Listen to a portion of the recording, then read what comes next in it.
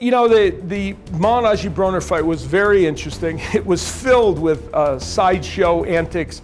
The two fighters very flamboyant in terms of their personalities, and so many side issues. Adrien Broner even interjected a young lady who Paulie Malignaggi presumably had a relationship with, and Al Broner's having a relationship with, and that brought the pre-fight hype down to a new level, but created a lot of drama and a lot of attention to the fight.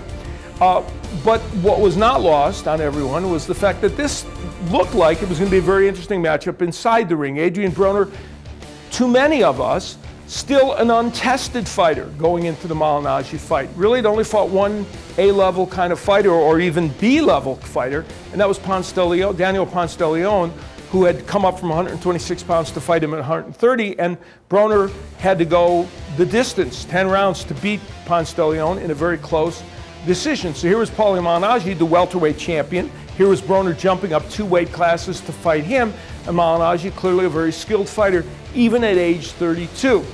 The fight itself did produce sustained action. Malignaggi got off to a very quick start in this fight, was able to punch in volumes as we suspected he might be, and then in the middle rounds Broner landed big power punches and the cleaner punches, though he threw fewer punches all the way through the fight.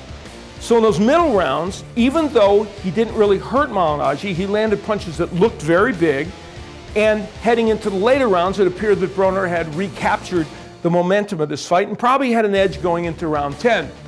Then Broner, who had never been 12 rounds, showed us some of the issues that we have been thinking about with him. Never been 12 rounds.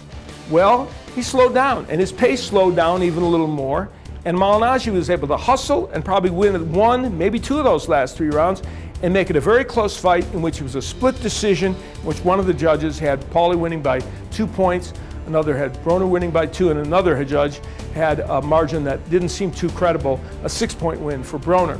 So this fight raised questions about Broner in the sense that he wasn't able to hurt Paulie Malignaggi. Now Malignaggi has a very good chin, but Broner raised questions about whether he was a power puncher at 147 pounds. And remember, down at 130, when Ponce de Leon came up to fight him, Ponce de Leon wasn't hurt by Adrien Broner, and Broner was fighting at 130. Now let's think of Abner Mares fighting Daniel Ponce de Leon. He did hurt him in the most recent fight when they fought at 126 pounds. So Adrien Broner, big puncher?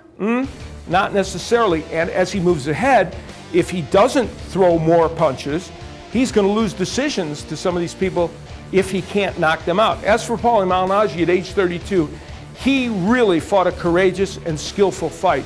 And if this is the last we see of Malignaggi, he went out showing what a classy and courageous fighter he is. People have been asking, how good is Adrien Broner? And I think the jury is absolutely still out on that. Clearly he has athletic ability, he has skills, he's an accurate puncher, a very accurate puncher who lands in every fight between 40 and 50% of his punches, and that's excellent. But he doesn't throw a lot of punches. He's not a great defensive fighter. You know, we hear, because he's patterned his style after Floyd Mayweather, you know, turning his shoulder and doing certain things that emulate Mayweather, people may have this misperception that Broner's a brilliant defensive fighter. He is not. He can be hit. And he's not a great mover in the ring. He's not, his lateral movement is not fantastic. So the jury's still out on Adrien Broner. We'll know when he fights fighters like Danny Garcia, Lucas Matisse, Marcos Maidana, who some are suggesting he may defend this welterweight title against. And by the way, remember, he's still a lightweight title at down at 135, lightweight titleist, and he has to decide which one of these titles he wants to keep. And then there's all these monsters at 140 that I mentioned, like Matisse, Amir Khan at 147, Devin Alexander at 147. Those are the people that can truly test Adrien Broner, and we're going to find out how good Adrien Broner is at that point. There is no way, in my opinion, that Adrien Broner is a top 10 pound-for-pound fighter now, although some people have put him on those lists.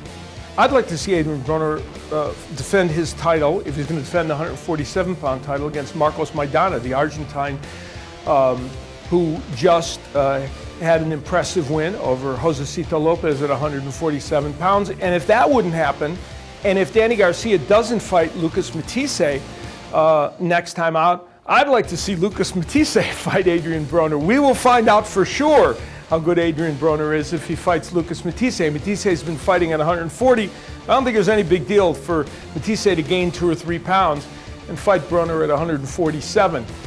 So those are, I'd like to see him fight some big punchers like them that would give us a good idea. How good is Adrien Broner?